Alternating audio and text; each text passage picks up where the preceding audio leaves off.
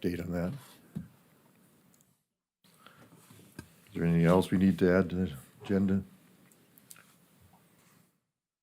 Mr. Chairman, I move to approve the agenda with the 2 amendments. Okay, is there a motion to have a second? Second. A second. All in favor, state aye. Aye. Aye. Those opposed, motion carried. Next, we have the minutes for April sixth, 2023. Is there any corrections to that? I'd have under L. Heiser, the county roads, just in south are Hart spelled wrong on that.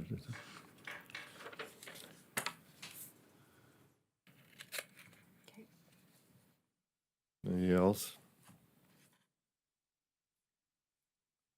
Now I'll look for a motion to approve the minutes from April sixth, 2023.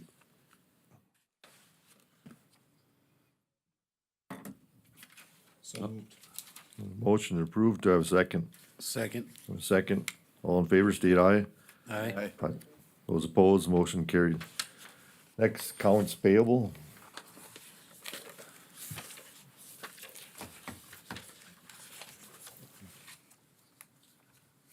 Any questions, the count on the bills?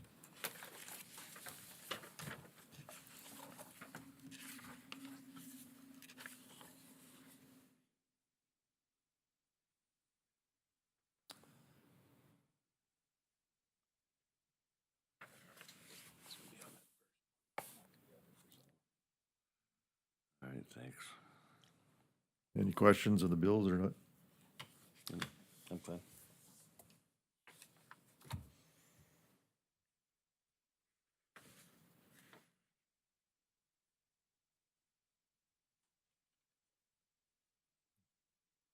Look for a motion then to approve.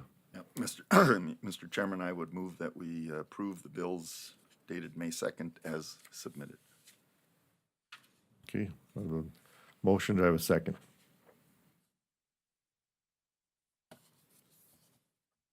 Second. A second. Also, I guess the question, we had one bill we held back last month, has that been taken care of or? No, I wrote a letter and I was gonna get together with Karen. Her and I have not hooked up, so we'll get that taken care of. Okay, okay.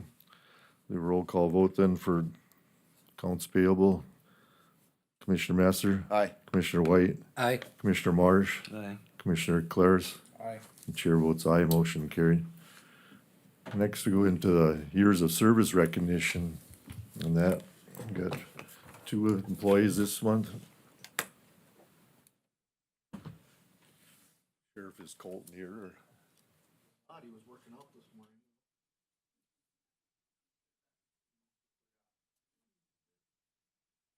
Got, Colton Drought, you'd be 5 years with this county. Yeah, specifically for Mike Shaw for 10 years with the county. Attaboy, Mike.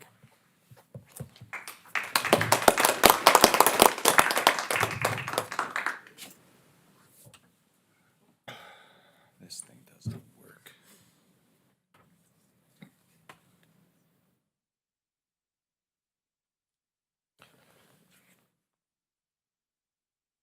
Next, we go to the Spirit of Excellence Award.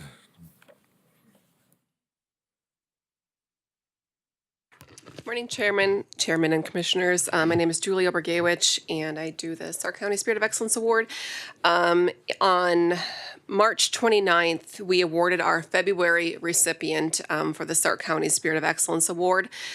Jessica Clifton, a Stark County Veteran Services Officer, was recognized for her stewardship. And there were 25 submitted nominations, and it was a wonderful evening. Thank you also for attending. There's a video that I'd like to share, please.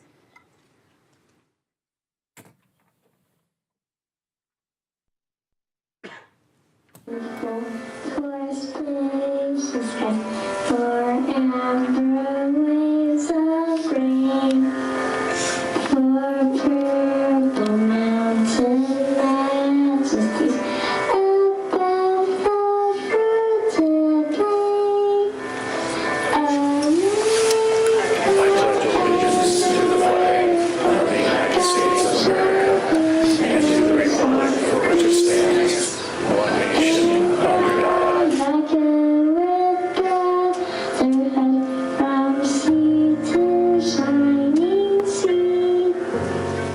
we are filled with gratitude for the gift of Jessica Clifton.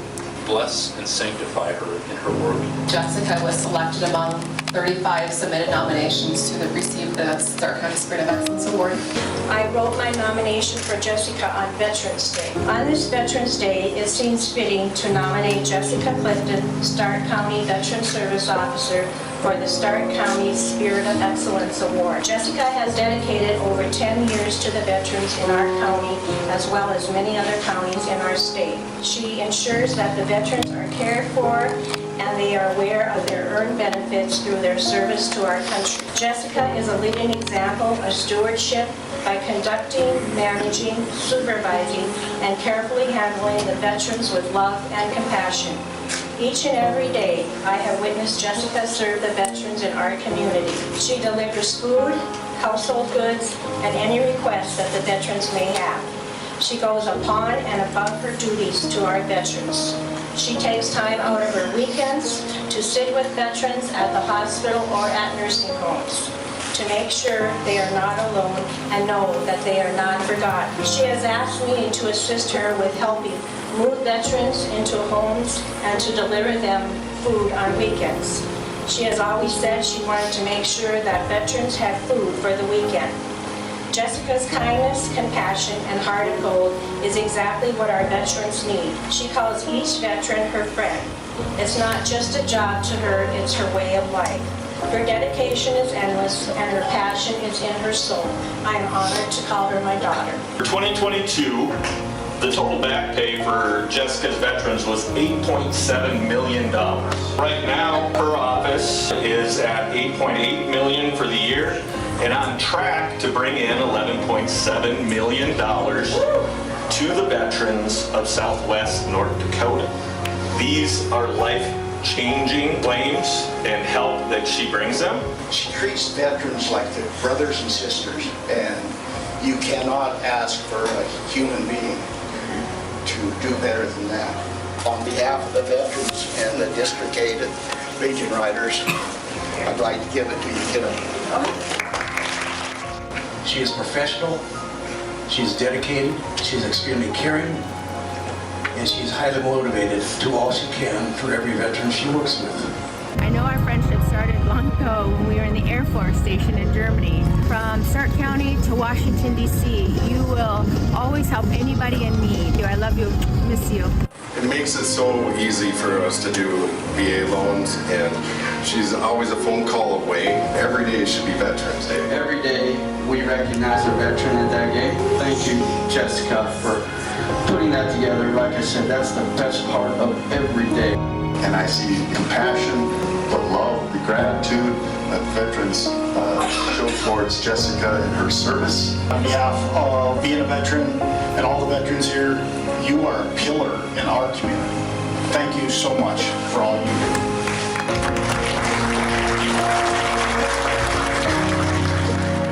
I'm usually not at loss at words because I like to talk a lot. But you guys got me tonight. Thanks, Mom, for the nomination. Of course, your mothers always think you're great, so I appreciate that. I appreciate my mom and my family is always standing beside me and behind me, helping me with everything I do. They usually stop at my house on a Saturday. She said, we're going to run some errands. I'm like, yes, but first we need to go drop off a pizza at a veteran's house. So thank you for being patient with me. Everybody in this community has helped me help the veterans. So I couldn't do what I do without all of you here. My kids, they're always quietly supporting me. And my dad, he's the one that has taught me how to quietly and selflessly give back to those who you come into contact with. Thank you, Lori and Marianne, for the Voice of Angels. I'd like to give a special thanks to Wanda. She's my assistant and she keeps me on task. She keeps my schedule flowing. She's a blessing to the veterans and to me. My work family here, they deal with me running up and down the courthouse stairs and my crazy ideas, so I thank you all for that. Just one story I'd like to share about a veteran in our community. Most of you may have known the name Kenny. We called him Fireball Kenny. He got stuck in Dickinson about 8 years ago because he was homeless for 27 years. He passed away last year. Kenny had said this is the first time in his life This is the first place that has ever honored him as a veteran. Thankfully, he passed away in the care of the VA, and he was honored for his service. So I think it's only fitting to say on behalf of Kenny and myself, I think this Stark County Spirit of Excellence Award belongs to our community, because this is an excellent community. And together, it's a teamwork effort. Let's just keep on serving the veterans of Stark County. Lastly, I'd like to thank Dale. He stands by my side and supports me. He's very patient with me when I'm answering phone calls, emails, text messages at home. And when I stop and talk to every veteran out in public, he stands by my side and waits for me to be done. So thank you, Dale. And thank you all for taking time out. Brian Waters is here from Fargo. My friends are from Beulah. My brother's here. You guys are the heroes. Thank you. Learned a lot about Jessica tonight. I need to warn her, she does not walk on water, so if she falls down or something out here, she will need some help. With the help of this young lady, she came to help the veteran's wife. And when my husband collapsed on the floor, Jessica was literally there. There is nobody more caring, more dedicated, more passionate than Jessica. And I hope when you look around the room, you see how many people and how many lives you've touched. She brought meals to our house. She brought Thanksgiving dinner. She brought us a Christmas tree. The support that you gave me and my kids, we owe it, to you. I don't think anyone knows the true meaning of going an extra mile more than Jessica. There are very few people who care so much about these veterans who have done so much for all of us. As long as she is helping our veterans, I know that they are in very good hands. Congratulations. This award is long overdue.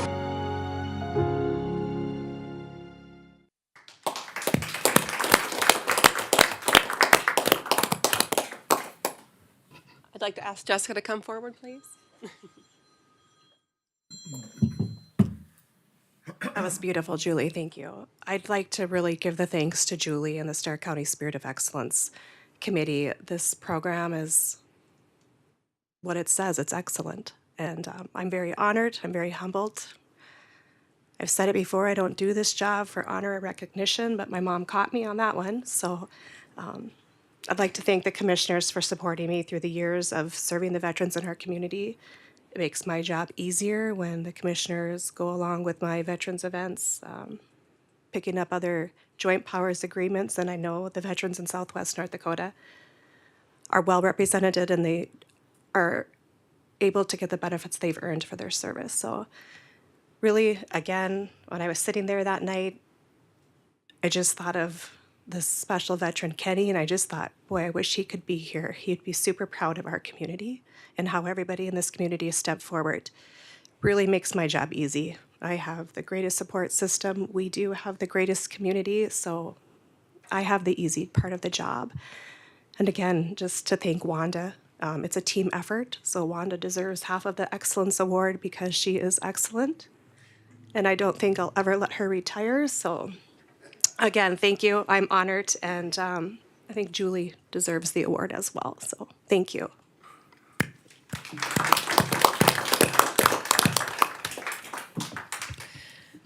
Super deserving person, Jessica is and was that evening. The words that were shared there, I mean, that was just a snippet of the kindness that was expressed in that evening. So again, always thank you for your support. I think the mayor's support as well. I think the sheriff's office. And most of all, I really thank the community's support, because without the nominations, we can't recognize people. Our next deadline to submit nominations is May 15th, so it is quickly approaching. One can nominate at starkcountysheriffnd.com. It's a really quick and easy Google form, and the mayors will convene shortly after that deadline and choose the next recipient. So as always, I thank you for your time, and we'll show the next award recipient when we have them. So thank you. Thank you, Julia.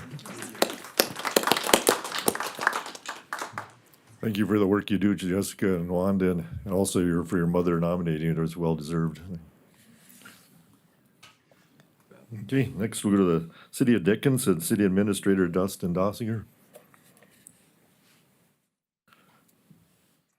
Good morning, Mr. Chairman and members of the commission. Thank you for allowing me to be on your agenda today. When I officially took over as city administrator, one of my goals was to improve the working relations, collaboration, and work on common goals between the city and the county. A big part of that equation is communication, and one of the steps to improve that communication is periodically requesting to be on the county commission meeting agenda to provide you with an updates on various city projects and activities. I'm also extending an open invitation to the county to periodically be on city commission meeting agendas and to provide us with updates as well. Today, I'm going to provide you with an update on projects that currently are underway within the city of Dickinson and touch on some future projects in the community. The first project I'm going to touch on is currently under construction as we speak. It's the Dickinson Drainage Way project. This is the drainage system that runs directly through town. This picture is actually just south of the Holiday gas station. Last April, when we had the major storm system that had came through, we had major erosion and deterioration of the bank directly south of the Holiday gas station. So this is actually quite a complex project. We did have to bring in Geostabilization Incorporated out of Colorado to help stabilize that bank. Construction is currently underway at that site and should be wrapping up in the next 10 days. The next project is the museum, the mausoleum addition. This has been underway for quite a while. Recently the vapor barrier insulation and gypsum board have been installed in the ceilings. Facet bed insulation has been installed in the attic. Granite has been installed in the building interior. Gypsum board installation is complete at the vaulted ceiling, and lights and rough ends for the security system are also complete. We hopefully have this project completed by the end of summer. If you haven't seen it, it's going to be a nice addition to our mausoleum system. Probably the biggest project that we currently have underway right now within the city is the Legacy Square project. This project has been underway for quite a while. If you go by there today, there's quite a bit of activity and movement. Today they're beginning installing the zinc panels. They're doing some bush hammering on the lower land-formed walls to complete that finish. And they're also doing some flat concrete work in there today. We hopefully will have that turned over to the city of Dickinson the first week in June. That's when our first event's going to be there. We are hosting a social for the Bakken Human Trafficking Conference in the evening, and we hopefully have that facility ready to go for that event. A big part of the programming for Legacy Square has been done by Joe Walters. Joe has joined our staff at the end of last year and has been a great addition for the city of Dickinson for not only programming the Legacy Square and helping out with the events that are going to take place at that location, but also doing some of the marketing for the city of Dickinson. We do have a Legacy Square grand opening scheduled for June 24th with the bands that are coming in. The first band that we have scheduled is going to be Tyler Hammond. On June 24th of 2023. He's going to be opening up for the Metal Cowboy, Ron Keel, Live the Rock. Maybe Commissioner Marsh is familiar with that a little bit, that one, but it's a little bit before my time, but I heard it's supposed to be a good band. I don't think it's that much before your time. You're just making me seem old. Next group is going to be Joey Loynes, the Chop Shop's going to open up for the music of the Real Speedwagon. That's going to be on July 13th. Colson Jesse is going to be the opening act for Breaking 8 on July 20th. Joe Robinson's going to be the opening act for the Church of Cash. So it's a Johnny Cash tribute band. That's going to take place on July 27th. Tripwire is going to be the opening act on August 3rd for Cat Perkins. And on August 15th, it's going to be a live event. That's going to be a combination of local and national Christian bands that are going to be performing at the Square on August 15th. On August 17th, we have 2 weeks' notice opening up for 32 Below. And on August 21st, we're going to have Ashley Wineland opening up for Tiger Lily. So those are some of the programming that's taking place at Legacy Square. That's part of our main concert series. There are going to be other performances and events that are taking place at the Square other than just those concerts. Some of the projects that we are looking at as far as the city future projects, we are currently in the process of looking at expanding our Baylor building. That space right now is very cramped, and we are looking at expanding into a commercial recycling in the future. And in order to do that, we need more space. So we are looking at expanding our Baylor building. We are in need of a new downtown fire hall. We are looking at as far as location, potential remodel of the existing facility, or a new fire hall to begin with. So that is a future project as well. We are in the process of looking at expanding our museum. As you know, we do have a paleontologist on staff, and he's very good at finding T-Rexes. So we have a really good problem. We are a federal depository, so we are running out of space for storing that, and we hopefully can have set up a nice exhibit in the future. So we are looking at a museum expansion. We also are looking at a fire department burn tower, a training tower. We are looking at putting that facility up. Kind of general location would be across from Public Works. Be kind of on the same campus as as the National Guard is looking to constructing their readiness center, so it'd be in close proximity to that as well. And you know, we are looking at expanding our library as well. We would increase any financial support from the county with that project as well. Some of the joint projects that I think that would be really good projects for city county to get involved. One that was just recently discussed was the expansion of the Veterans Pavilion parking lot. I have had communications with Benjamin Ray from Dickinson Park and Rec. That is a project that they would certainly like to get on board with, and we would certainly looking for some progress help from the county with that project as well. We believe that we can do most of the engineering in-house with our city's engineer, and hopefully some support from Al Heiser and the road crew in between our public works, so we could probably do majority of that work between the city and the county on that project. As you know, there has been discussions regarding the airport terminal expansion in the future. I believe that's an important part to not only between the city of Dickinson and Stark County, but also regional counties as well. That's certainly going to be a project in which they're going to be looking for support from not only the city but also the county in the future. And then one project that's been talked a lot about is the Patterson Lake rehabilitation. Basically the dredging and the expansion of the recreational opportunities at Patterson Lake. The city has had several meetings with various government organizations, including Bureau of Land Management, and also some federal delegates. So we hope that in the future we can get the county to participate in that project as well as Park and Rec. That would be a really nice improvement to the recreational area to our community, and also serve as a viable secondary water source to our community if it's ever needed. But I'd be happy to open it up to any questions from the commission that they may have. City's very busy, just like the county is as well. A lot going on this spring and a lot going on this summer, but I'd be happy to answer any questions you might have. Any questions? Mr. Dossinger, you've recently hired a new city engineer. Tell us about a couple of those individuals, if you would. Certainly, we have had, in addition to Joel Walsh has been hired as our marketing director.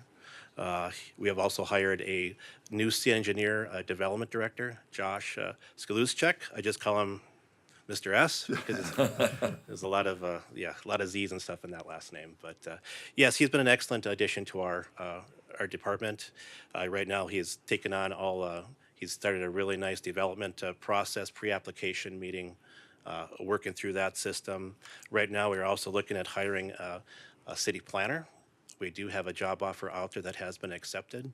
So hopefully within the next 30 to 60 days, we have a new city planner onboarded as well. That has been a position that's been open for quite a while in our community. So those are just a couple of the key positions that we have filled right now. As you know, it's a difficulty hiring people right now. We have a lot of openings in our Public Works Department, various other departments, police department as well. Seems like the only department that we're consistently full staffed is our fire department. Seems like everybody wants to be a fireman. But there's a lot of openings throughout the city of Dickinson. Thank you. Any road projects? I know they're looking at roundabouts by 2025, right, for South 22 and then the Y West. Yes, there are two roundabouts being looked at as far as one would be at the West Business Loop and the connection of Highway 10 West.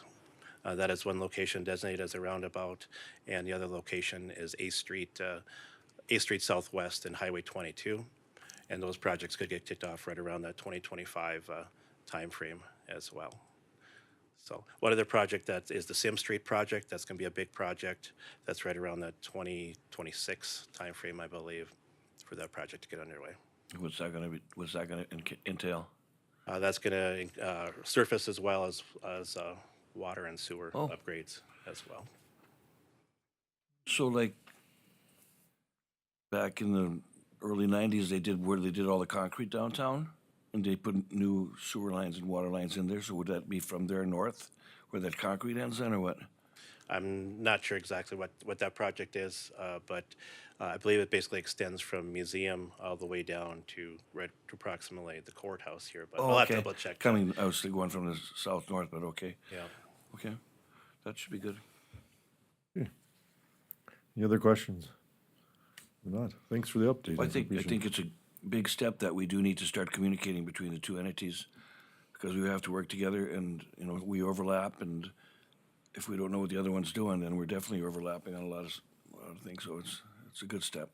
I agree. I look forward to the working relationship with the county commission, and I think we can accomplish some big goals in the future. Okay, thank you very much. Thank you. Thank you.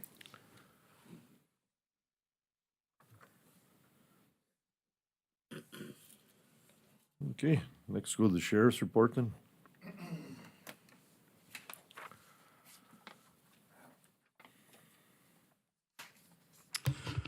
Chairman, Commissioners, good morning. I think City Administrator Dossinger made a good point with everybody wanting to be a fireman, but everybody wants to be a sheriff's deputy as well, so let's not forget that. April highlights for the Stark County Sheriff's Department. Our total calls for service were 1,485. This is up from 1,112 last year. At this time, 191 traffic stops. This is up from 149 last year. 288 public relations stops. This is up from 155 last year. I've really been pushing the guys to get out and be seen a lot more, and they're doing a heck of a good job with that. 9 bar checks is down from 10 last year. 7 theft-related calls for service. That's down from 10 last year. 33 canine usages. 8 truck rig stops. She also participated in 43 other calls for service. We responded to 11 accidents, which is a nice low number. It's nice to not see that up or over that 20 mark. 0 pedestrian, 0 fatality, 4 hit and run, 0 injury, 7 property. There are 10 prisoner transports, 15 court transports, 2 medical transports, 2 juvenile transports, 1 assist from another county, and 4 mental healths. There was 89 total arrests for the month of April, which was kind of in that average range. So good to see it not too high, not too low. Not this last weekend, but the weekend before, we did request an assist from the city of Dickinson, so we did take over their calls for the entirety of the weekend, from Friday around midnight until Monday morning about 7 o'clock. Happy to help that for our friends and brothers in need at that time. In that regard, I also wanted to bring up the overtime budget. I've been really proud of what we've done with the overtime budget for the last 4 years, going on 5 years. Preceding our time in office, you saw that budget going way over, up to almost $100,000 over. And of course, that's related to the manpower issues that were occurring before we took over. We've never gone over in that budget. We've never gone over in our budget period, but we've never gone over in the overtime budget. This year it might be a little suspect or close. Again, last weekend we used a lot of overtime funds. We've used a lot of funds with the weather and some of the injuries that we've had in the sheriff's department. So trying to keep that in check, but we may cut that close this year. A reminder of the kids' health and safety fair this Thursday. If you guys wanted to come out and help with that, it's always a huge event at the West River Ice Center. I believe it starts at 3 o'clock. If you've been to our national night out, it's similar to that, but I'd say the attendance is even greater for that. So a great event for the kids. We will have a booth there. for that, and you're welcome to help us out. And then the Easter events we wrapped up in April were the City of Dickinson, thanks to those of you that came to help with us. And then the one in Richardson, which was probably the most balanced one we had as far as kids to candy ratio. So they did pretty well. Again, the one in Dickinson was very, very well attended again this year, and overwhelming as always. But thanks to everyone for that. Any questions? All right, thank you.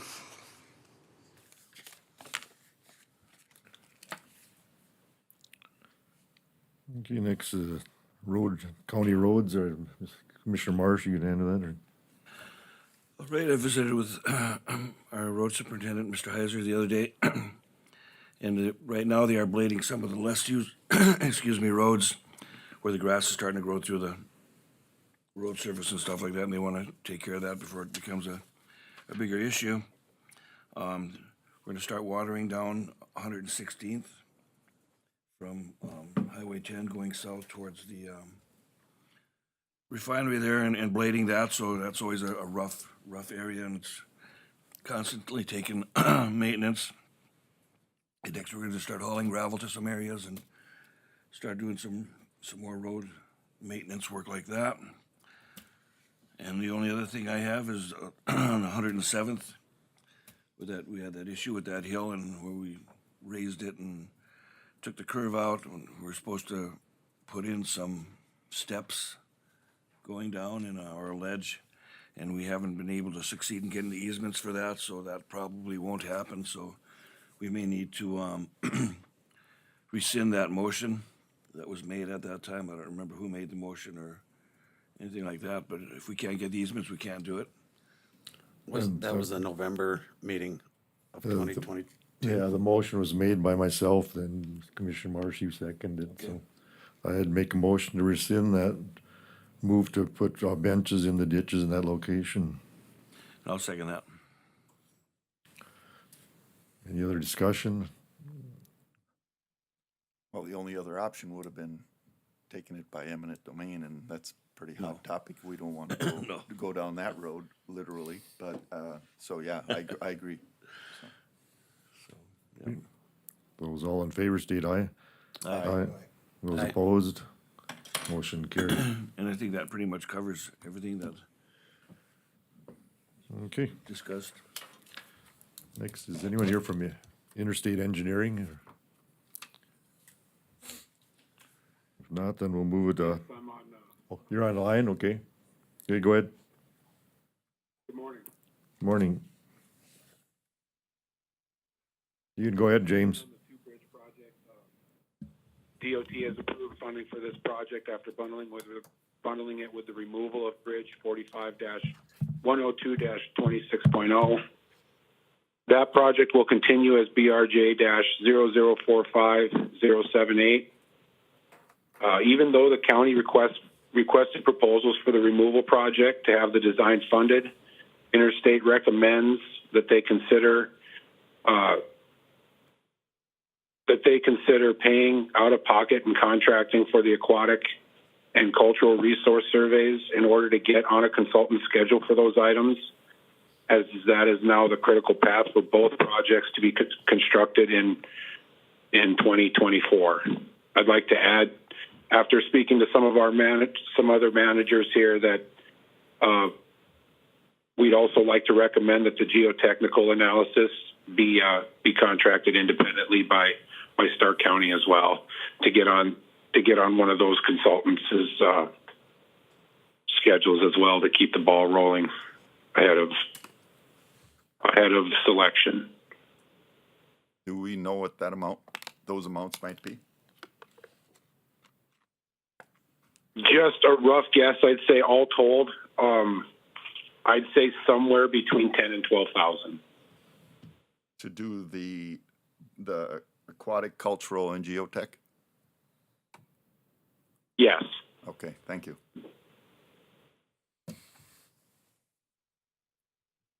Do you have any other questions for Mr. Adams?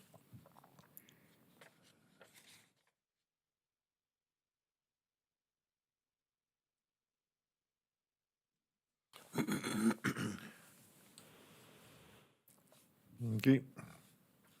Okay, thank you. thank you. Next we go to Highland Engineering then. Good morning. Morning. Mike Ness, Highlands Engineering. Got a couple projects, design engineering projects. First one, 83rd Avenue Southwest, north of 3 miles east, 7 miles north of Richardson. I added in here the funding due to your questions last month. It's a bridge replacement, 100% federal funding for construction and construction engineering through the county bridge program. So we finally got the final environmental document and the core permit was approved this last month, and final plans are due August 4th for the bid letting to be in October. And those are ready to submit, so we're well ahead of schedule for that. The other project is the 3 low water crossing bridge removals. Again, that's 100% federal funding for the preliminary engineering, construction, and construction engineering through the county bridge program. And we're still waiting on preliminary environmental document comments. They are working on it right now. They requested some more information, so we should be getting those comments soon. And then our PS&E plans are due on July 7th, and final plans are due also on August 4th. So that's coming along with an October bid letting date. Our construction engineering project down on 80th Avenue Southwest, southeast of Richardson. Still haven't got a pre-construction meeting scheduled, but I'm expecting it to be any time. I think they're gonna want to get started working on that in July or so. So again, that one's funded through the HB 1505 program, where construction will be 100% funded. So up to $463,000. The low bid was $558,000, so the difference between that is county funds. So I think that's all I got for now. Does anybody have any questions? Any questions or? Okay. Not, thank you. Thank you. Next we'll do Northern Plains.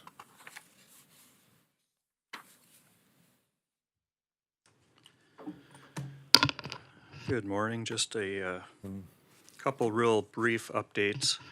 32nd and 107th, north and east of town here. That was a carryover project from last year. They've started in the last week, respreading the topsoil, kind of getting that project cleaned up. They'll probably do the seeding probably next week. So next couple weeks, they'll have that seeded erosion control in place, and that'll be kind of the completion of the project. I know the county still has some gravel to haul, but in the next couple, maybe 3 weeks, that project should be pretty much wrapped up. And then the only other project I have is 131st Avenue, that federal aid project, 2 bridges over by Belfield. Schwartz Construction was a low bidder in January, and they are looking at a late fall starting date. So it could be probably the last half of October or even into November to start that project. So other than that, that's all I really had for updates. Okay, any questions or? Thank you. Okay, thanks. Next to KLJ. Hi, good morning. Andrew Krebs with KLJ.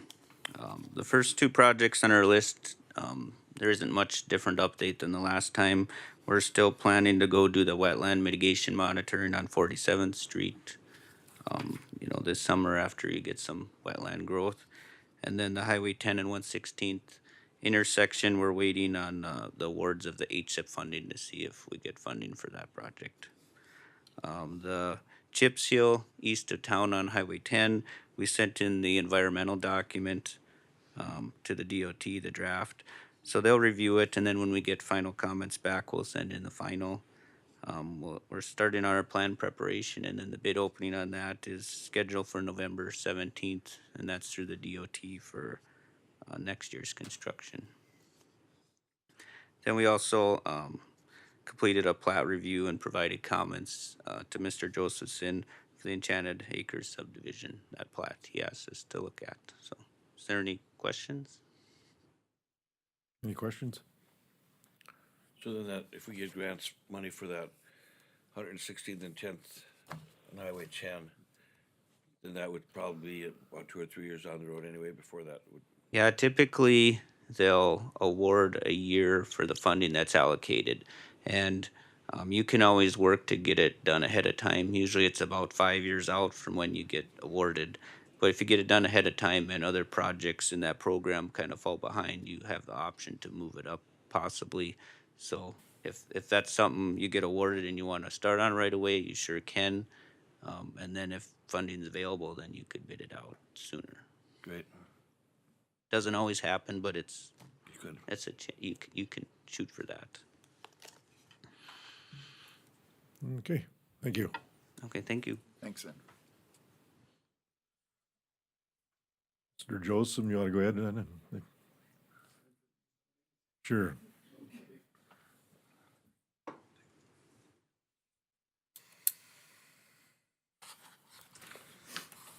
Good afternoon, Commissioner Steve Josephson, County Planner. We had, the Planning and Zoning Commission met last Thursday, and there were 2 items that went for public hearing. It was for the same piece of property. So the first one is a rezoning of this property from from residential agricultural, which was in the 1983 zoning ordinance, and which was repealed in the ordinance was repealed in 2012 to agricultural residential. And this is located in the southwest corner of the northeast quarter of Section 5, Township 139, Range 94 West. It's Block 1 and 2 currently of the Enchanted Acres subdivision. The Planning and Zoning Commission, as well as staff, recommended approval, and I'm here to answer any questions you may have. Any questions? Yeah, Mr. Josephson, can you go back to the previous slide, please? So it looks like there's multiple parcels in there, or no? Am I misreading that? It hasn't been developed yet, and that's the second half of the applicant's request. They want to replat this. So at the time they want to replat it, and they also want to change the zoning to what's in the current zoning ordinance. Okay, so one part of it's going to be rezoning 1 and 2 of 1, and then the second part of it is going to be subdividing. Yeah, they're going to rezone that entire piece. Got it, okay.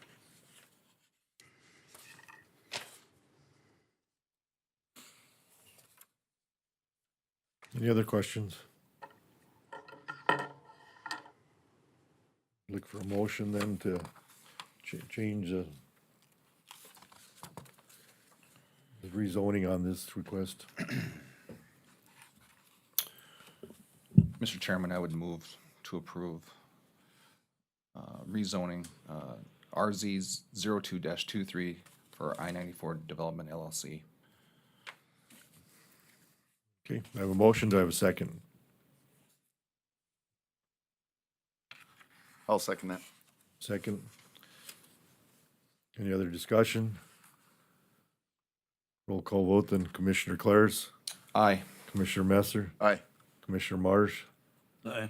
Commissioner White? Aye. And the chair votes aye, motion carried. And then the next one. Thank you. The next one was a rezoning. It's a minor subdivision plat of the replat of the Enchanted Acres subdivision. It's at the same location, and as Commissioner Messer pointed out, the current subdivision has 9 lots. The property owner wants to replat this so that there's only 2 lots. Both the Planning and Zoning Commission and staff recommended approval.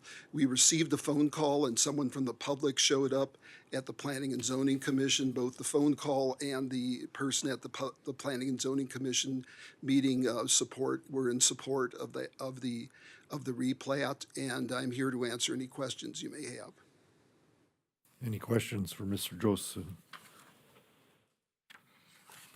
I should add this is undeveloped.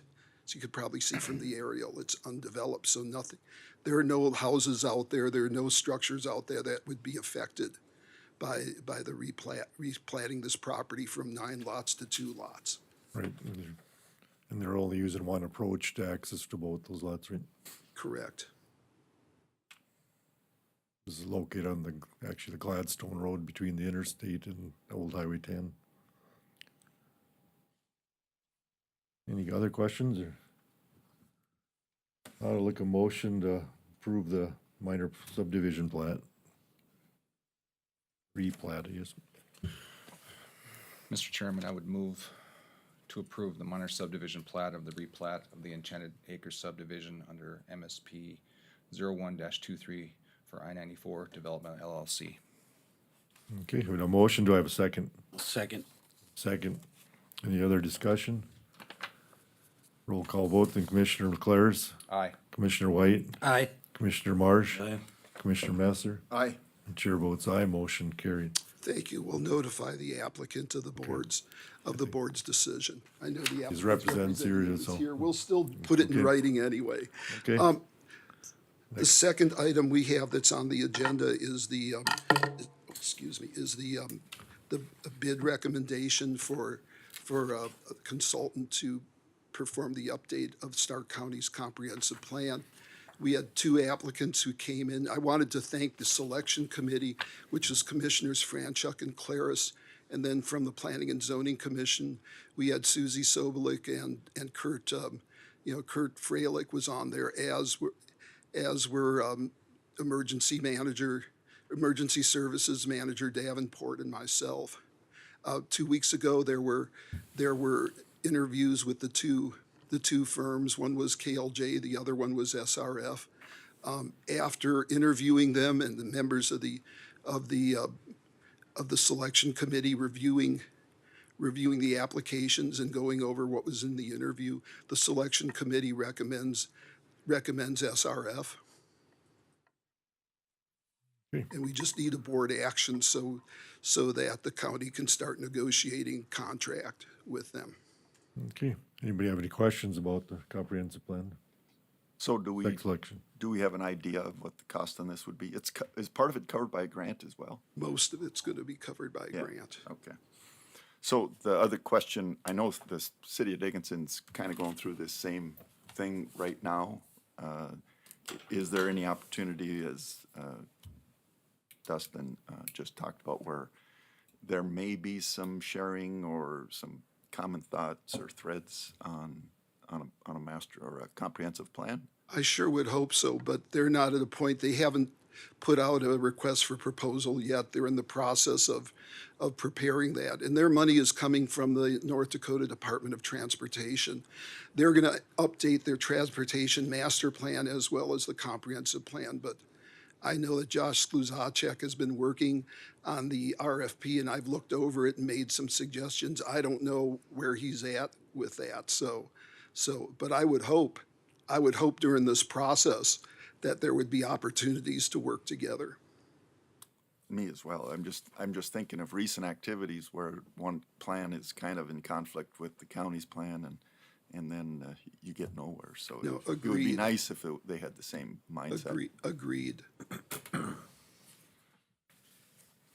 Any other questions? If not, I'll look for a motion to accept the comprehensive plan, the company that is SRF.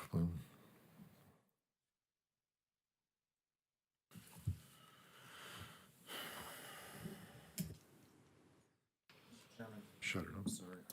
Mr. Chairman, I would move that we accept the proposal from SRF to move forward with a contract with SRF for the comprehensive plan update for Stark County.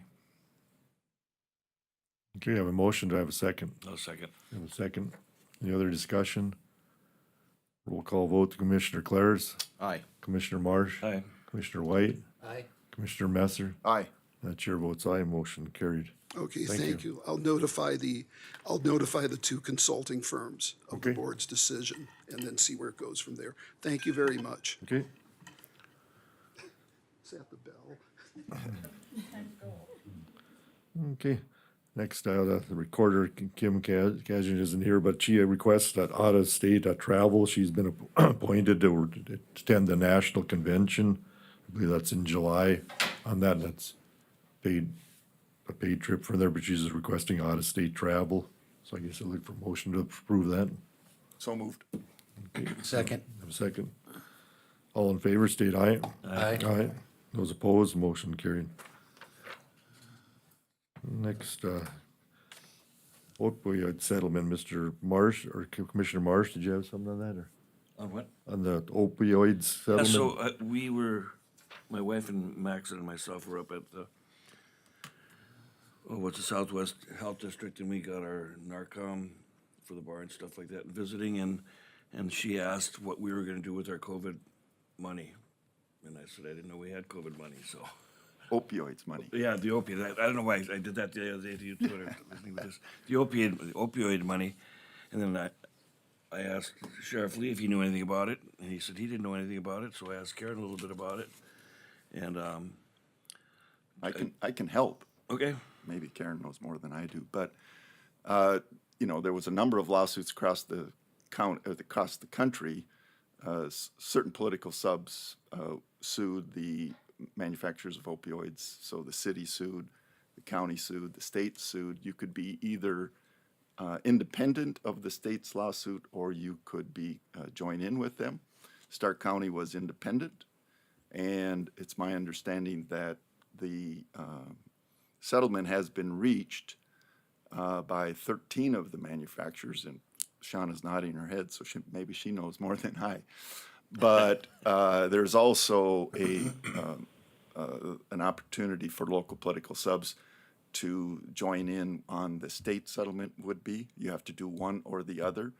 As the information that I have is that the larger political subs will do much better on a standalone basis. So we would not want to join in with the state, because then what the state just did last week was they appointed an opioid board, of which the county associations is represented, League of Cities is on. And so smaller counties, you know, low population counties may benefit by joining that consortium, where the larger counties and the larger communities probably would be best to keep the monies that we were awarded. There is criteria, there is rules, there is regulations on how that opioid money can be spent, treatment, counseling.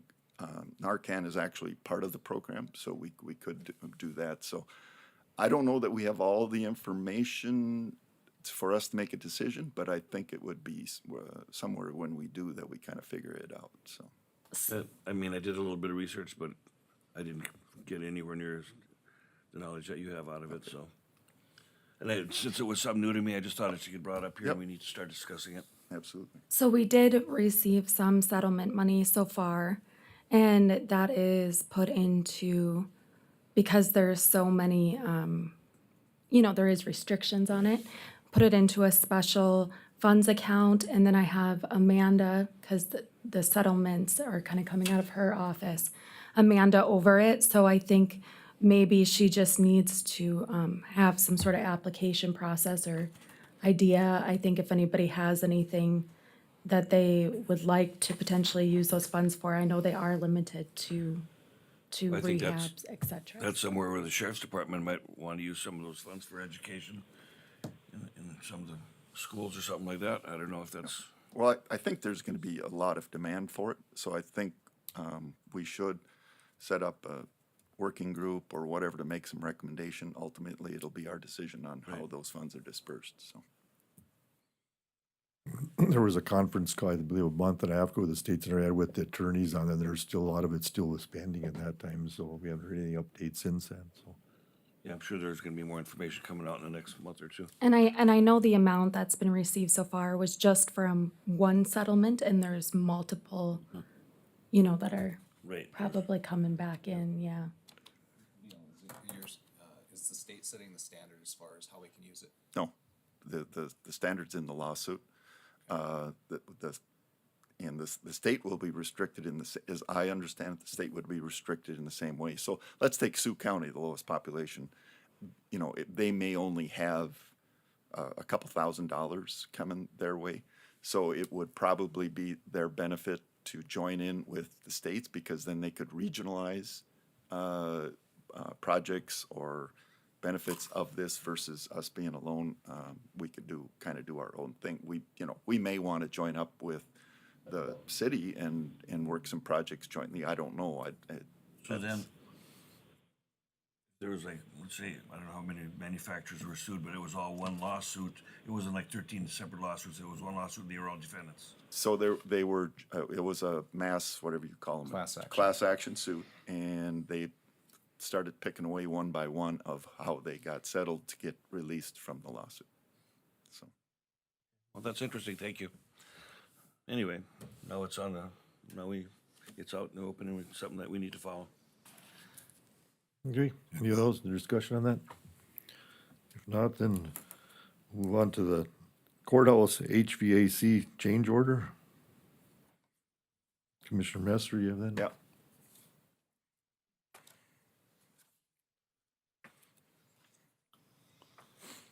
So you guys have the papers. It's for we discussed it at the very beginning and it got missed on the engineer drawings, but there needs to be a heater by the back door. And that was caught a couple weeks ago. So that would be the change order for it. Be a fan heater and plumbing and electrical to that.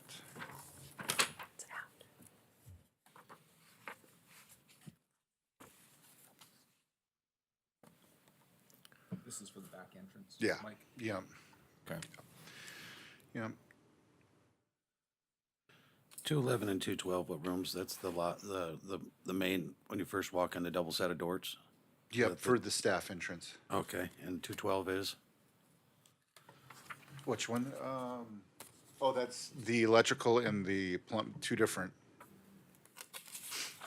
subs. Okay. The subs. Yeah, Doug's about rooms 211 and 212 rooms. They're deducting that because we're taking that away. So 211 and 212 is upstairs. I'm sorry. They're upstairs in the back room. A wall was on the plans that shouldn't have been there. So they had originally placed a heater in a room that's not really there. So they're taking that money off the cover and the register that's going to, is on that plan. So that's being deducted. And then it's towards this change order. Okay, any other questions? Look for a motion then to approve this change order for $4,642.63. Mr. Chairman, I would move that we approve change order number 1, $4,642.63. Okay, I have a motion, do I have a second? Second. I have a second. Roll call vote, Commissioner Messer. Aye. Commissioner White. Aye. Commissioner Marsh. Aye. Commissioner Clares. Aye. And chair votes aye, motion carried. Thank you. You guys. Next, we have a scheduled at 10 o'clock, or Stark Housing Authority Board member removal and appointment. They're open a public hearing for that subject if they're interested in staying on there. Are they on the phone or present? The individual would be Terica Holmes. Terica Holmes, are you on the line?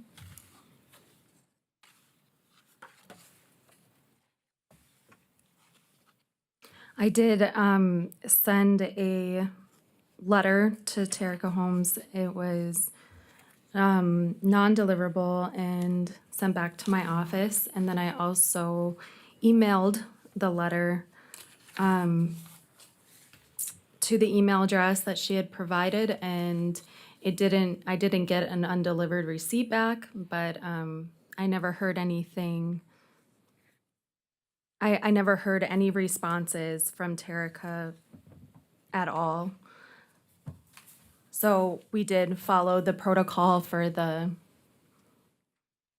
10 days to be able to respond.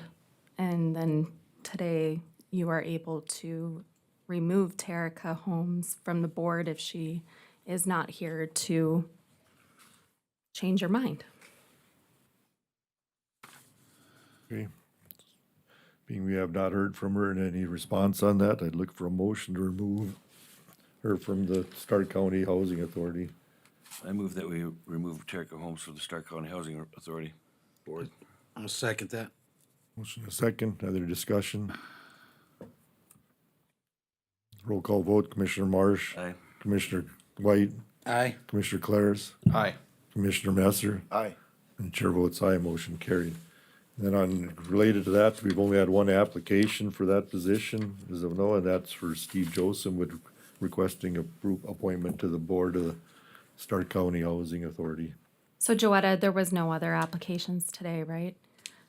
Just so the board knows, I did send out, the link to the person that, the Housing Authority had recommended was interested, and I did send them the link to the application online, so that they were aware that it was open on there for them to apply, but I did not receive any response from them.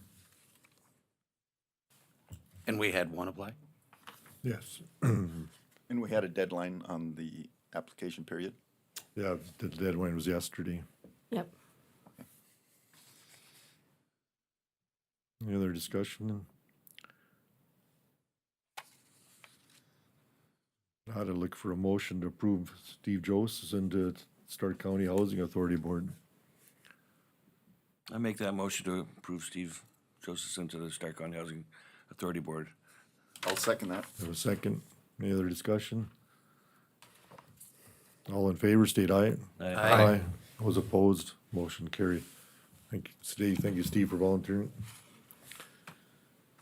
Okay. Next, we go to your special events permits.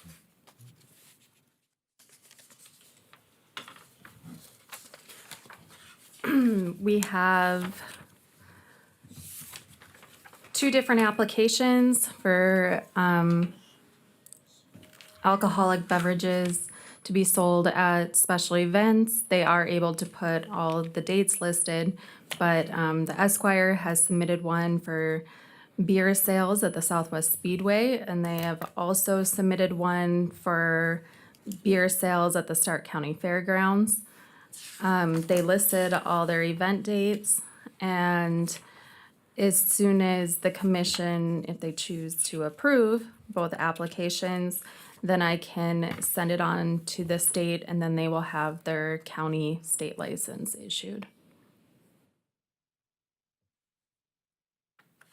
So I'd be looking for a motion to approve the Esquire, Bernie's Esquire for the beer sales at the Southwest Speedway permit and the beer sales at the fairgrounds permit. Is this something you do every year? Yes. Okay. It was last meeting that, so I can approve the special events for like raffles, et cetera, but if it's beer or alcohol related, the board, it has to come before the board, so. Okay. I just have a quick question, not on the qualification of the applicant, but the process. So, and I think Bernie could answer these. So at the Speedway, they allow for one vendor, and who makes that decision? The Speedway board, or is it the? Speedway Board came to us because Okay. the last vendor they had backed out on it. Okay, And so they came and asked if we were interested because we were already working with the fairgrounds. got it. And we said, yes, we definitely would be interested in it. And it was a one-year agreement between them and us. And they were happy, we were happy, so we decided to just extend it year by year. Okay. And there's, I mean, there wouldn't be an opportunity for multiple, I mean, there's not enough business There wouldn't be enough business to have multiple. And then there's the one concession building. I mean, how would you have, Thousand. and then you'd have two licenses out there, and then how do you control liability and stuff? Got it. And they do their own concessions. They do their own food concessions and, Got it. yep. So the Fair Board and Park Board, they request proposals from vendors, beer But vendors. like the fairgrounds, it's multiple, like the Rough Rider Commission gets the Eagles Club for their events, and each event can have something different, where at the Speedway, it's all the same people. So it sort of falls, and it probably, I don't know if it'd be easier for the Fair Board to just have one concessionaire or not, but I mean, this is the way it seems to be working, so So this is just for the Speedway? Can we approve both of these at the same, or do they have to be individually approved? Okay. I believe we should probably do it separately. Maybe there are two other locations on it, and there's, one is for multiple, dates, and the one's for just the one date on September 16th. And I suppose I can't vote. Okay, I'd look for a motion to approve then for the Speedway, all the, several dates on the Speedway for the approval. I'll move for the Bernie's Esquire for Southwest Speedway for the dates applied in line 6 for 2023. Okay, I have a motion, I have a second. Second. Further discussion? Roll call vote then. Commissioner Messer, Aye. Commissioner White, Aye. Commissioner Claris, Aye. Commissioner Marsh, Can I vote? Because I mean, as a Probably finance. abstain. I'll have to abstain. abstain, and I'll vote yes. Then the next one is for the special beer sales permit for September 16th at the Stark County Fairgrounds for BP Marsh Enterprises. Make a motion to approve September 16th, special event license for Stark County Fairgrounds for Bernie's Esquire Club. I'd second that. Motion a second. Same question. So the Fair Board then, I think you explained this, they select theirs, and since this is a different operator or function, they selected you.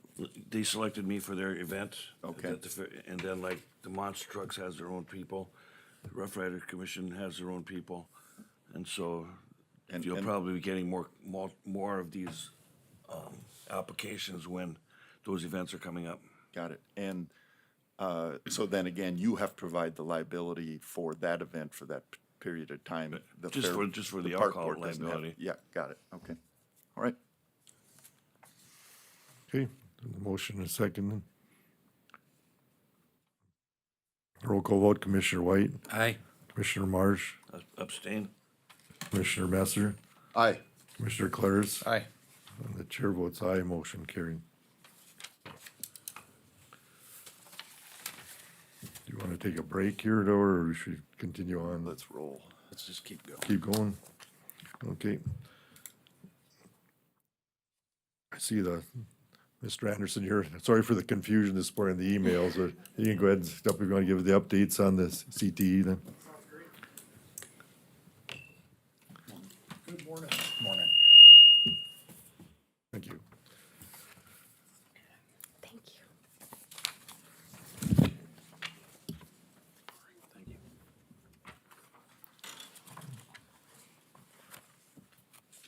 Thank you, Chairman and Commissioners. Aaron Anderson, Director of the Southwest Area Career Technical Education Academy.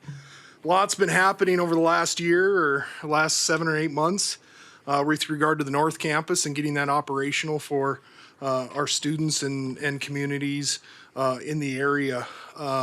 If you see kind of the handout, I'll just cover a few items, then happy to answer any questions you might have. But that first slide talks about how we opened Building A February 21st to students. We're excited to relocate our overflow classrooms from the Dickinson Middle School up to the North Campus. And so right now we have 3 high school health science classrooms operating in Building A. Additional classroom spaces in that building. The 2 additional ones will actually be utilized next school year. And so building in extra capacity in the buildings is already paying dividends. And so Building A will be at full capacity starting next school year. Building B is probably the main part of our campus, I guess, in regards. It's full capacity with both high school programs as well as Dickinson State University programs for next fall. Framing of that building is about 99% complete. Making great progress, mechanical, electrical with rough fins. Drywall taping and painting has actually started. A lot of the spaces are done. I know the painters were in this last week, and drywallers continue to move from the north to the south of the building. A lot of concrete work on the exteriors happening right now with our stoops, footings, those types of things taking place. And then we anticipate fencing, doors, windows to start going in actually within the week, likely. And so we're still making great progress, still on schedule to open August of 2023 for students. Whole B building will be. Building B will be complete. And so for next fall, we'll have Building A and Building B in operation is the intent for students. Building C, which is and you'll see what the programs are listed in Building B at the bottom of that slide. And so welding, culinary arts, auto, diesel, computer science, cybersecurity, heavy equipment, and our CDL program will actually be temporarily housed out of Building B. It'll eventually go to its final home in Building C once Building C is completed. And then we have spaces for DSU welding. That'll start this fall. The DSU welding program will relocate from the Ag building on campus to the North Campus at Southwest CTE. And DSU is still in the planning stages of their diesel tech program. We're probably a year out from the DSU diesel tech program to fully launch, but we'll utilize that space we have dedicated for DSU diesel for some high school programming this next school year. And so there won't be any wasted square footage. You'll kind of see some pictures of Building A, the health science classrooms, some of the construction on Building B. These photos are about a week old. It already looks different just in the last week. Building C, just some delays of some of the federal funding through our North Dakota CTE grant caused us to delay construction to start on Building C. That really didn't start until February when we got authorization with the passage of House Bill 1199 saying, hey, we're going to guarantee that $10 million grant. So it cost us about $100,000 to wait, which isn't ideal, but now we know we have that money, that $10 million from the state, and so we started moving forward. Demolition is fully complete in Building C. Concrete's been has been cut and eliminated. That way they can install the rough-ins for plumbing. Because of obviously codes, occupancy, we had to add additional bathroom spaces for students in that. And we anticipate about this time next year that building will be completed. We just got an update from our mechanical contractor. Most of our rooftop units won't be delivered until January of '24. They've been ordered, but the delays, supply chain is just going to prevent us from doing that. Likely, we'll open up that building for full operations in August of '24. We have hired 3 additional instructors. We've hired a heavy equipment CDL instructor, a culinary arts instructor, and also an additional agricultural education instructor to fill our programs for next year. We're excited. Why? Because our enrollment's are ready for next year. All the programs are at or have exceeded capacity with the exception of one of our programs. And so demand is huge for CTE programming. We will have students from right now 4 high schools will be participating. We're still working on a few other details with some other partner schools to get them in. So next year for sure we anticipate Dickinson High, Trinity Catholic, Belfield, and South Hart students will be attending classes at the North Campus on a daily basis. We're also excited about expanding our public safety pathway, working with Dickinson Police Department and looking forward to working with Stark County Sheriff's Department in providing more law enforcement classes for our high school students, try to drive that interest. And so that'll actually be housed in one of the additional classrooms in Building A next year. From a legislative standpoint, well, I guess all the spaces, we hired Rough Rider hired additional health science instructor. And so that extra space we had in Building A will already be occupied by another health science class. So next year we'll have 4 health science classrooms teaching all day there. And that 5th classroom is going to be our public safety classroom. So Dickinson Fire will operate a fire class out of there, and we'll also make that space available for our law enforcement class. Each of the buildings, we were very intentional in building additional space or additional classroom space to allow for growth and expansion. And we're already seeing that we're out of space. Likely when Building C opens, if we add 1 or 2 additional programs that are in conversations right now, Building C will be at capacity as well when it opens a year from now. So exciting things, great things happening at the North Campus. Legislatively, CTE did very, very well. Appreciate the support from our local elected officials. House Bill 1019 was a CTE appropriations bill. There was enough money put in there to help with baseline funding from the state. All career tech ed programs receive a baseline appropriation from the Department of Career Tech Ed. There was enough funding put in that bill, so we're good. We'll get some funds from the state. The other great news that we received, obviously, on Saturday when they finalized the OMB bill, Senate Bill 2015, they did include some additional inflationary dollars to help support the North Campus. Right now, there should be an additional $3 million allocated to us, so our $10 million grant turned into a $13 million grant, which will be huge in getting us across the finish line with regard to construction. We've seen about $5 million, about a $5 million increase in our total project. We built in some cushions, I guess, or we anticipated costs were going to increase, so that $3 million gets us very, very close to becoming whole again with regard to funding. We are still soliciting industry support from business and industry, and still anticipate and need investment from our business and industry partners. And so with their support, I think we'll be able to reach our funding goal to make sure that everything, both the facility, the equipment, staffing, and operations in the future will happen as we anticipated. To help with that lift, we have signed an MOU with the Dickinson State University Heritage Foundation. And so Ty and his team are supporting some private fundraising campaign for the Southwest CTE project. And so we're excited for that campaign to take place over the next couple years. That'll allow us to grow, expand, and make sure we're meeting the needs, not only of our high school students, our college students, but also allow us to expand into adult ed, community ed classes, and those types of things in the future. Other exciting things with the North Campus, I know just this last weekend, in partnership with Stark County Sheriff's Department, we hosted the drug dog certification. So we welcome groups like the Stark County Sheriff's Department and others to use our North Campus. It's there for a resource for our community, for our business partners, our government entities to train their people and support education here in the region. Lastly, just want to highlight our work-based learning program. This last fall, we stuck our necks out a little bit and hired Miss J.C. Cullum. J.C.'s our community outreach coordinator, and so she wears the hat of our work-based learning coordinator. And what her job is to do is to build partnerships with local businesses and find student placements. And so students are placed in local businesses. They're receiving credit as well as helping meet some short-term workforce needs of those local partners. So currently this year, we have 55 students engaged in a work-based learning experience right here in the Dickinson area. Those placements include in construction, engineering, veterinary science, education, wildlife biology. We have a couple students placed in some auto shops as well as welding shops. We have a lot of success stories.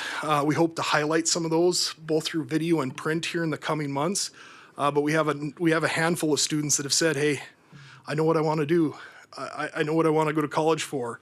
We have some students that have already lined up full-time employment even before they graduate from high school. And so the program's full implementation this fall, and hiring that work-based learning coordinator is already paying dividends, not only for our students, but obviously our communities here in Stark County.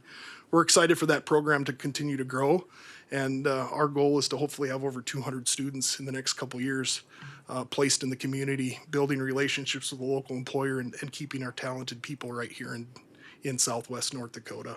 So with that, I just want to thank you guys all for your support of Southwest CTE and be happy to answer any questions you might have. Any questions? Aaron, couple things. The big building B, how many compartments did you break that down into? So there is, on the lower level, we have 5 programs operating, plus a commons area, and then upstairs we have 3 additional spaces.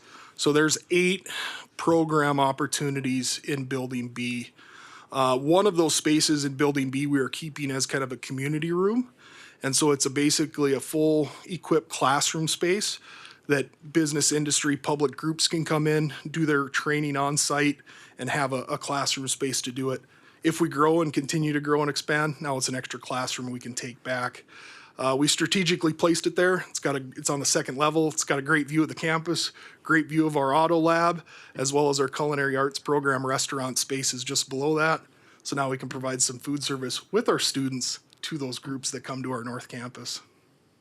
And then so is there a distinction between the diesel tech provided by, done by the high school and the diesel tech? It is, yeah, it's totally separate in the sense that each space, they each have their own dedicated space. Mr. Nelson, our high school diesel tech instructor, actually has been teaching a hybrid auto diesel class at Dickinson High this last year.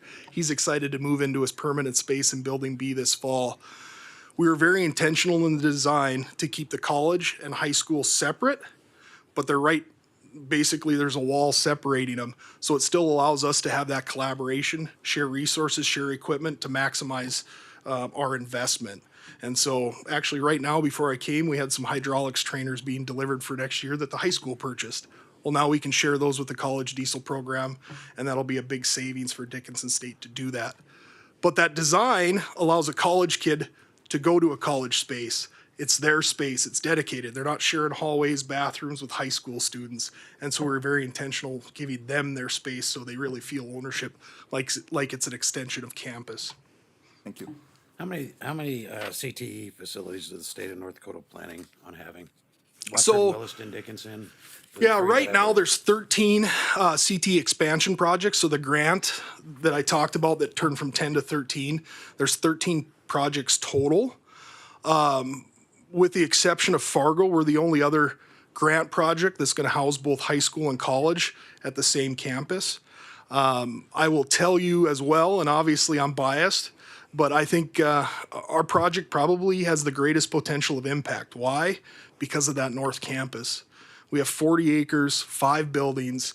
We're giving the space and we have the equipment needed to impact our students in the most positive way. We'll have our own closed CDL course, so we'll have trucks operating on our campus, giving those students the experience. We're gonna have our own sandbox, for a lack of a better term, where our heavy equipment program is gonna have students in excavators, dozers, payloaders. We'll have outdoor space, so our agriculture program can expand and do, farm to fork and have their own production grounds and those types of things. And so that campus sets us apart from any other project in the state, and so we're excited to bring that to life. In addition, giving opportunities to our groups. I just talked about Stark County Sheriffs this last week having 16 dogs at the North Campus. I believe Dickinson Fire Department will be doing a training on our grounds next week, and there's a few others already on schedule in the coming years. And so giving our students exposure to those trainings is going to be huge. About a month ago, TOOS Construction did a crane certification. When Tracy asked if they could use part of our campus for it, I said yes, as long as next year our students can participate in that program and get exposed to what does it take to become crane certified. And absolutely, and that's what we're trying to do, is create a space that'll help our community, but also give our students a leg up on others. In your handout, you mentioned work-based learning. Shed a little bit of light on that and maybe some of the community partners that are already doing this with you? Yeah, absolutely. So the work-based learning, basically, we identify a time in a student's day. Right now, we operate on a 4-block day. So there's 2 blocks in the morning, 2 blocks in the afternoon. So at 2 o'clock, a student might go to Holtz Welding and now is placed there in the afternoon. For that hour and a half, they're receiving credit. But a lot of our placements at the end of the day, the student extends it. And so now they're working in the afternoon, evening hours of that local business. We have one student who's doing a placement with Highlands Engineering. I think Highlands was here earlier. He wants to be in civil. That was his excitement. He started this fall with J.E. Dunn in construction management. He spent some time at TMI doing some drafting. Now he's in a placement with Highlands Engineering, and he said, hey, this is what I want to do. We have one young lady, she was scheduled to early graduate in December. She had some interests in veterinary science, and so we worked with West Dakota Vet Clinic. She's now placed there full-time as a vet assistant and has lined up full-time employment. And so she's working there. One young man, he's shadowing a wildlife biologist with the North Dakota Game and Fish Department. And so he's finding out that, the workday for a wildlife biologist might start at 4 a.m. And so he was happy to go up with them to Grassy Butte here a few years ago and catch some turkeys and do some data collection on turkeys. And so auto technicians, if you're going to Charbonneau to get your car serviced, odds are it might be one of our students, our high school students, servicing your vehicle and doing what other technicians do on the floor. These are just 5 examples of the 55 students we have. The other really neat placement we're doing, you hear it, there's a huge need for educators. We're really expanding our intro to teaching and our early childhood program to give students experience, not only in the elementary, middle school classroom, but also in the preschool space. And so we have our Tiny Tykes program operating currently at Dickinson High, where students are running a preschool program. But then we also have students placed in schools. One young lady last week was teaching a lesson to third graders, at Jefferson Middle School. She took the role as a teacher, developed the lesson in support of the teacher. Now she said, I want to be a teacher. I've had the experience. I see this is exactly what I want to do. Now she can fast track her education into a career. Her sister, I'll call these 2 young ladies out, I won't name them. Her sister was in our CNA program. She realized, hey, nursing isn't for her because she had those experiences in high school. So she's not going to waste her time going to college and nursing, but now she really wants to be in emergency responder. She wants to be a first responder, work in, potentially fire, ambulance. That's her calling, not necessarily nursing. And so giving these students experiences helps open up their eyes and fast tracks their way into employment. Awesome. Mhm. Any other questions? I can definitely feel the excitement that your presentation was very enjoyable just because of the excitement that you put into it. And I'm excited about it. I've been really happy to see the progress. And the only thing I can say is I'm jealous I'm not a young kid. And Commissioner Marsh, there's going to be opportunities though for guys like you to still come up and hopefully have experiences at the North Campus. And so keep an eye out. Obviously, our priority right now is really to get the high school programs and the college programs online. But our instructors, when we have those conversations, we hire new individuals, they know they're coming, and this is going to be a community or region-wide effort to impact everyone. I think it's a pretty fascinating program, so I'd like to hear more more frequent. Yep. Every couple quarters hear from you or something. Absolutely, and I invite kids any replaced and- any commissioners to come up. Happy to give you a tour through the space. Progress anytime, just reach out. We do that periodically. Yesterday, I gave 2 tours to individuals that were just kind of curious to see where we're at from a progress standpoint. It sounds great, looks good on paper, but when you get into the space, it's even more impactful. Hopefully in August, we'll also do a ribbon cutting and obviously be inviting the entire commission out for that and help open up that building and celebrate the successes. And your guys' investment and support has gone a long way to make this a reality. Thank you. Thank you. Thank you. I appreciate that. Chairman, if I may, and I want to reiterate that we did a tour up there last week, and Aaron did a great job, and it's really a sight to see. I recommend you guys go up and I'll take a look at that. Also, like he said, we did have 16 teams up there this weekend, and I wanted to publicly thank Aaron for that again. We had one from Montana, one from Minnesota, and the rest from around the state of North Dakota.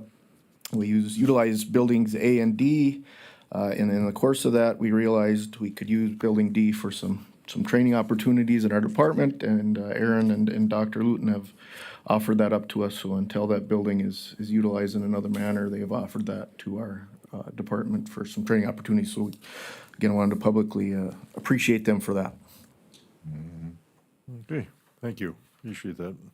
Sounds like you're quite busy. Okay, next we'll go to the bank accounts signing authorization. We got approval for that. I see there's in your packet, there's the different accounts on that. I guess I'd look for a motion to approve the people we have listed there on each account for signatures.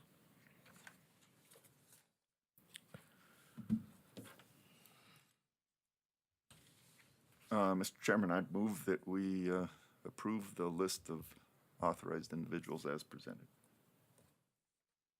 Okay, I have a motion. Do I have a second?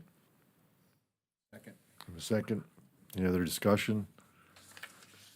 Roll call vote, then Commissioner Messer. Aye. Commissioner Claris. Aye. Commissioner Marsh. Aye. Commissioner White. Aye. The chair votes aye, motion carried. Next, then we go to the demand deposit marketplace funds.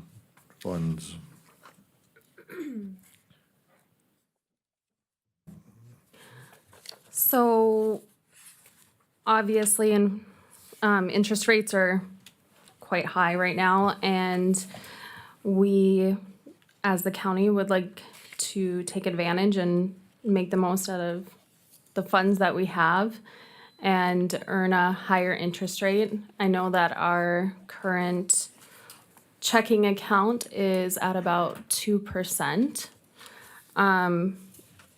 Commissioner Claris brought me some information from the Dakota Community Bank and Trust about another option as far as our deposits, and that is the demand deposit marketplace.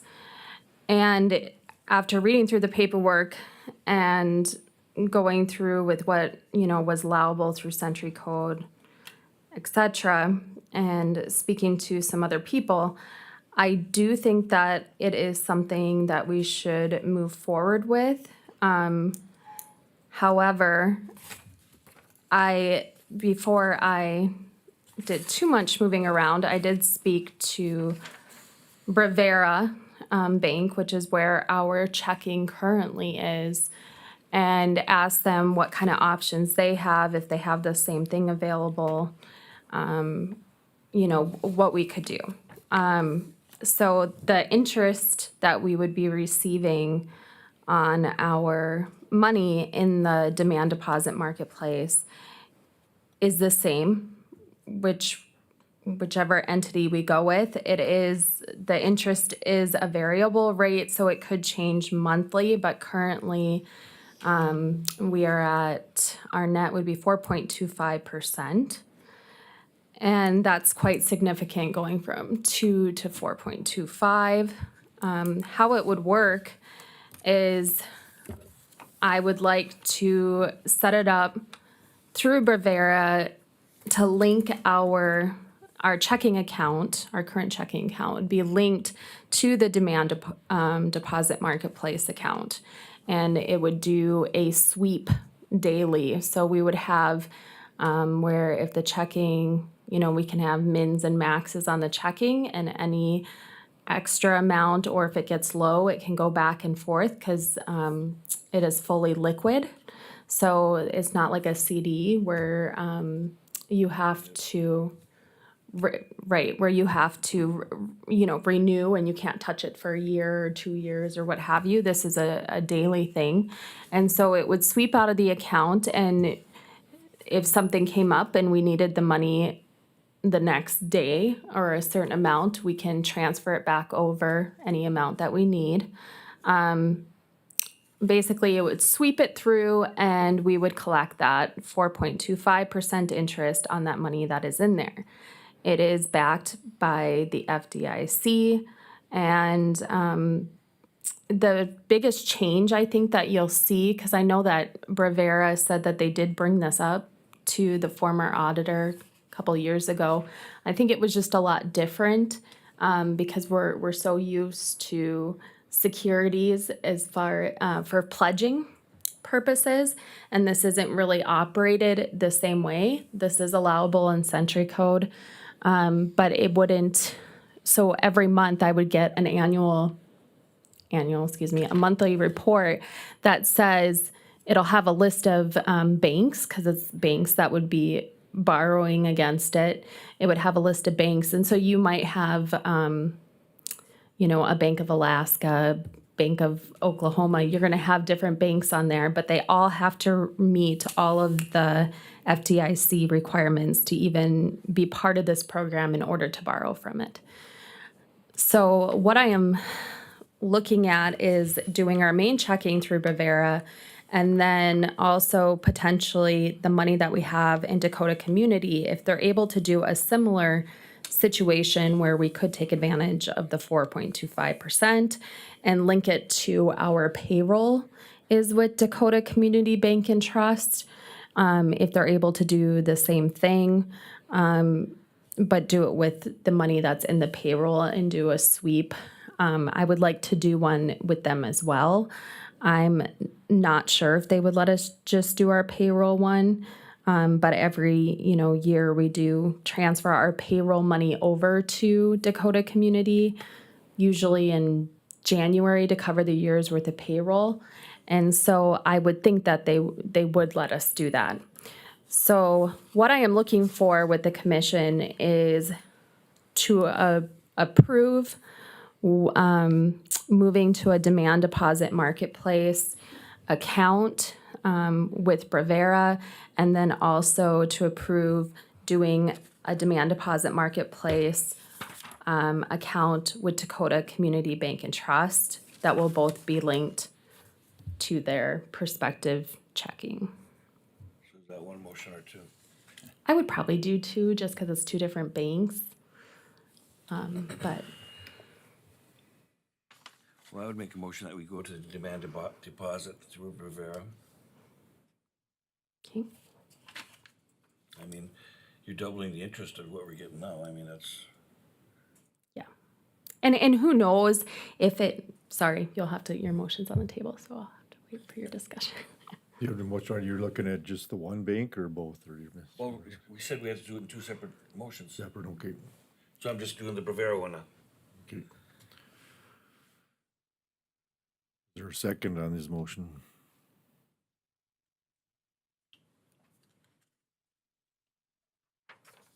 Well, I'll second it for some discussion purposes. Okay, I'll second. I'll second it. And my question is, typically with these, and I'm trying to do the speed read on, there's also a minimum on the account before it qualifies for demand. I see we have a couple, and I don't know if that's still in effect or not. Yeah, it's 250,000. Okay, yeah, so, I can't go in with $1,000 and say, put this money in the demand account. Right. So, again, it's gonna kind of roll on the conversation to the second motion that you have, is you would wanna make sure that that activity in the payroll account maximized the ability to get the demand deposit, so.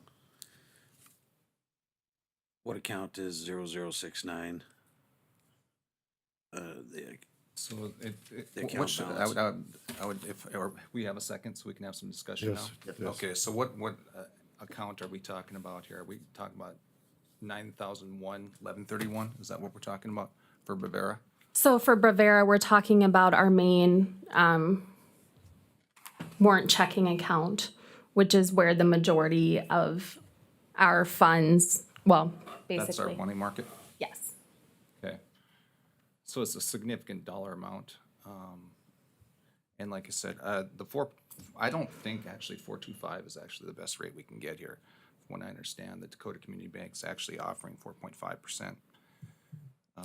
4.25 with Dakota Community is, I actually called Dakota Community, and 4.25 is the net because they take a certain percentage of the amount given. So the 4.25 is what the county would actually be receiving. Annually. From what I understand, they are willing to waive a portion of that fee for the county because we're a county. They're thus making the net 4.5% versus the 4.25 from Bravera. Okay, so if I called them and they told me 4.25, I said who it was and everything else, why would they be willing to give you a different rate now that we have this? They're right here if they'd like to. Do you want to step up to the podium if you have some? Just state your name, please. My name's Val Mack from Dakota Community Bank, and this is Tanner Steffen, who you spoke to. When you called, you asked general questions, and we gave you our standard fee schedule that we give to the public. We do have different rates for nonprofits over a certain dollar amount, and of course municipalities. The full rate that Reichenting pays for Bravera, for Choice, for all of the North Dakota banks, and any other bank in the United States that uses it is right now 4.75. So whatever Bravera is choosing to pay you is after the fee that they're taking. Same with us. We're fully transparent. This is the max rate that you're getting, and then you see our fee come out of it after the fact. That's how it works. It's a national program. That's what so either way, you probably have some negotiation room with them too. I guess you did introduce yourself as who you were when you spoke to them, though, right?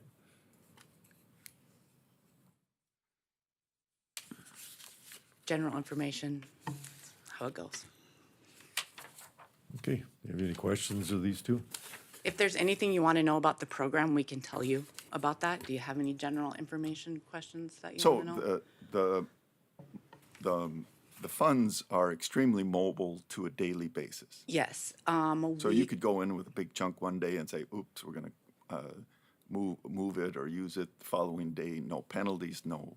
Correct. A lot of places use it for their sweep. A lot of banks, we particularly have only used it on our trust department side. Other banks like Prevera, different things like that, use it on their bank side. So they're, instead of pledging bonds for their extra amounts of money, they're sending it through this program. If you were to tell us by 10 a.m. in the morning, we can have it to you the same day. If you tell us after 10 a.m., because that's when wires are exchanged, you'll get it the next business day. That was my follow-up question. Okay. And there is no fund. And as I understand it, these are FDIC insured up to 50 million, is that correct? We can take a total of 50.1 million. If you eliminate some of the banks that they use in the program, obviously it might lower it a little bit. Because you have money at Brevera, we would probably take them off of the list because we wouldn't want you to be completely over your FDIC limit. So we would ask you if you have any money at other banks. This is actually the same thing that we did over, well, very similar to Cornerstone when we did the CD renewals.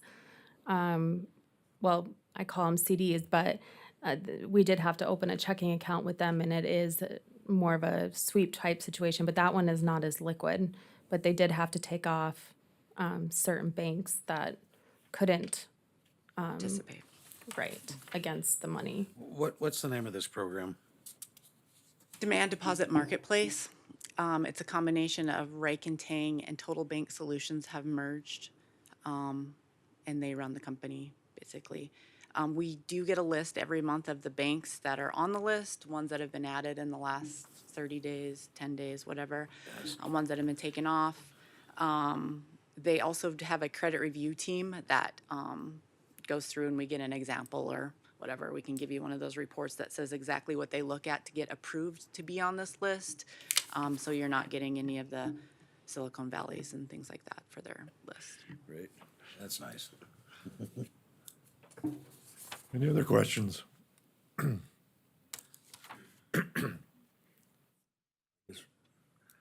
With the new knowledge, maybe we need to investigate a little bit more. Well, you know, the commission is the financial board, and I'm just wondering if we're going to pursue this as an option to use demand market or the demand deposit market, and we want the ability to move it pretty fluid. I'm just wondering if maybe it should be something that's brought up on a monthly basis to the full commission, or if we have a subcommittee that kind of works and makes some decisions. If Val, if what you're telling me, on April or June 1st, the gross rate, not the net rate, but the gross rate's going to be the same whether those funds are in Brevera or in Dakota Community Bank? Yes, they pay the same rate to every place that's in it. Yep. So what we have to do then potentially would be negotiate the service fee? Yep. Okay, got it. So yeah, I would think we would want to do that. Yep. I don't necessarily, after the conversations I had, I don't necessarily want to wait too long because I mean, we're losing out on the on the interest every month that you choose to put it off. I don't see any risk. The risk is very, obviously pretty low.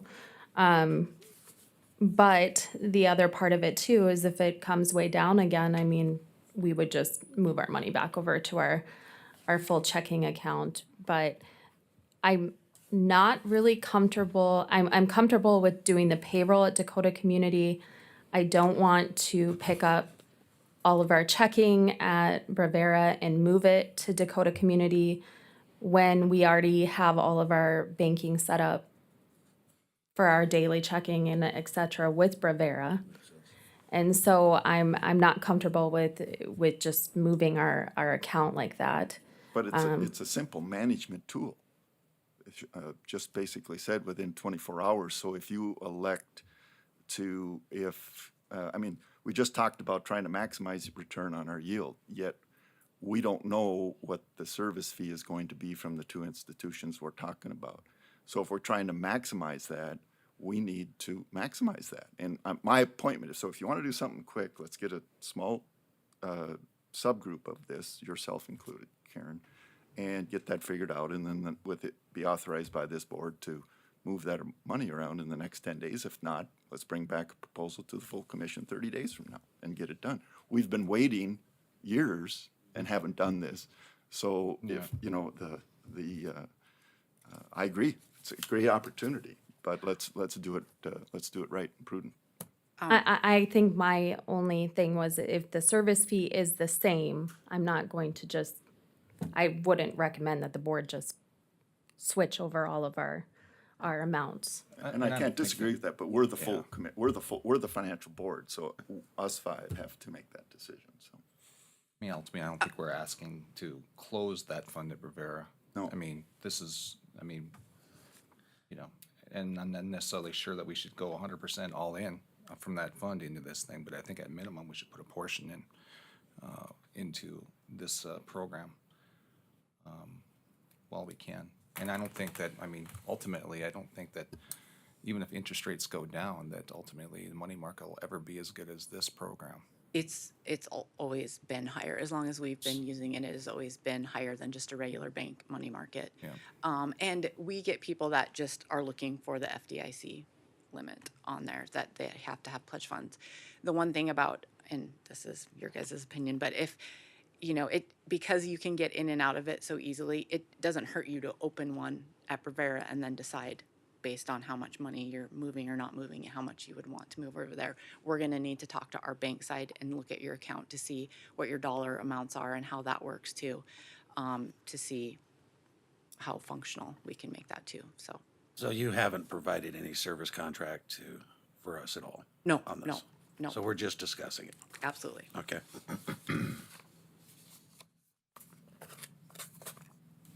It's interesting, thank you. Yep, thank you. Okay, I guess we have a motion on that. Do you want to proceed with that, or? We just vote on it, or we just? Amend the motion. Committee. Yeah, I'm open to whatever, but I do think we should ask for a proposal on the service fee from both. I agree with you, but this is, so do we call the question and vote on it, or we just kill it? Well, I We think just we vote- can, we we just can, vote on- I go think on we it. could potentially approve this today. That No, I puts know it- that, but the motion that's on the table Yes, right now. that's what I mean. We could do that today with an immediate impact of the interest rate going up, right? And then in the next period of time, whether it be week or month, we can get out, visit, get proposals from the two institutions we're talking about on the service fee. And then a month from now, we can do it. So I would be in favor of approving this motion. I would be in favor of approving the second motion, and then giving us 30 days to figure out what we're going to do on the service fee. Just the motions as they are presented. Yeah, to authorize both institutions to do the All right. demand, get demand money or demand accounts at both institutions. As long as we're above the minimum, and that's why I asked your question earlier, Lana. Lana, what's the motion? Oh, yeah, but. Go back to it. Motion was to open a demand deposit marketplace fund through Rivera Bank. Okay, that's the motion. Do you have a second? Yep. Okay. Okay. Roll call vote then. Commissioner Marsh. Aye. Commissioner Messer. Aye. Commissioner Claris. Aye. Commissioner White. Aye. Chair votes aye, motion carried. Do we have a second motion? Do we have a second motion now? On yes, under the other? Say that we open a direct deposit through Dakota. A demand deposit. Demand deposit Yes. marketplace. Are you making that motion? Yes, sir. You making that motion then? Do I have a second on that motion? I'll second that. Have a second. Any other discussion? Roll call vote. Commissioner Marsh. Aye. Commissioner Claris. Commissioner Messer. Aye. Commissioner White? Aye. And chair votes aye, motion carried. Now, do we have a committee on that, or do you still want a committee on this issue, or? Well, I do have a question for Val again. How often do the rates change? How often are they reviewed? Every first day of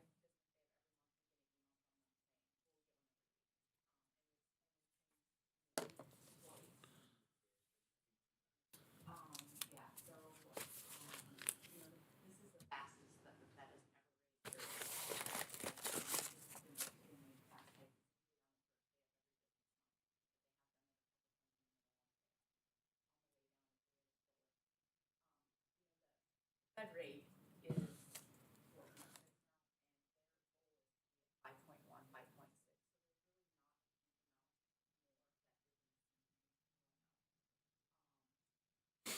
So you're probably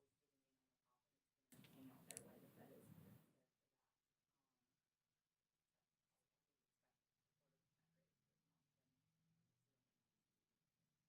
Okay, thank you. Okay, so then do we want someone to meet with the auditor then to?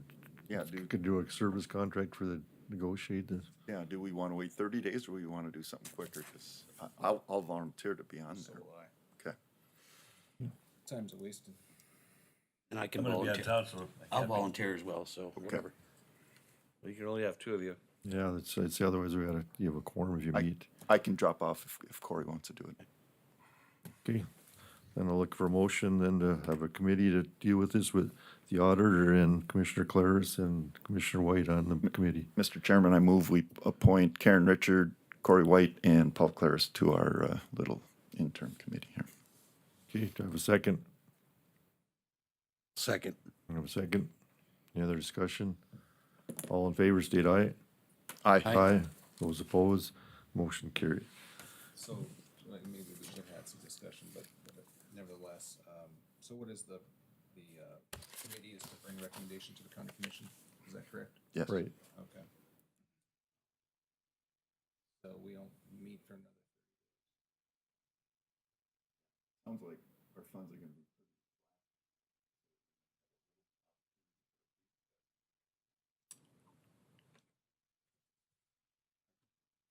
Okay, any other discussion on that? Okay, if not, is there anything else on, that we missed on the agenda, or anything else that anybody has from the public or commission? If not, I'll look for a motion to adjourn then. Make that motion. Motion to adjourn, do I have a second? Second. I have a second, all in favor, state aye. Aye. Aye, those opposed,